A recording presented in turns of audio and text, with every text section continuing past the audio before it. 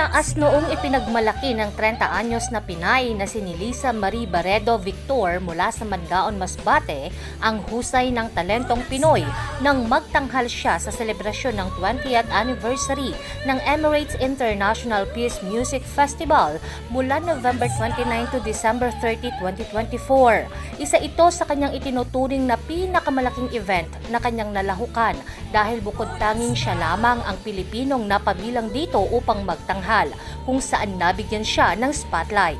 Pagbabahagi ni Nilisa o Marigold, bata pa lamang siya ay nahilig na ito sa pag-awit at pagtugtog ng gitara at keyboard dahil sa kanilang ina na bumuo ng choir kung saan miyembro silang tatlong magkakapatid. Taong 2022 nang matanggap si Marigold bilang music teacher sa Dubai at doon nakakilala ng iba't ibang musikero na naging tulay para maisama siya sa ilang mga pagtatanghal. Sa kasalukuyan ay kabilang siya sa Emirates Youthful Symphony Orchestra bilang singer o soprano at kamakailan ay natanggap sa UAE Philharmonic Orchestra bilang cellist at miyembro din siya ng Emirates Musician Association at stage creators na nagpe-perform sa iba't ibang lugar.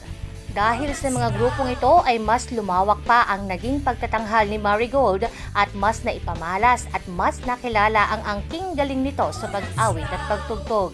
Tatlong pagkilala na rin ang kanyang natanggap mula sa Emirates International Peace Music Festival, Dubai Media City at SAE Institute, Dubai.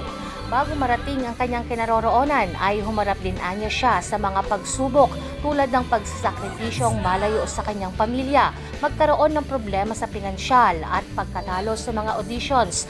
Ngunit hindi ito naging hadlang upang magpatuloy siya sa pag-abot sa kanyang pangarap.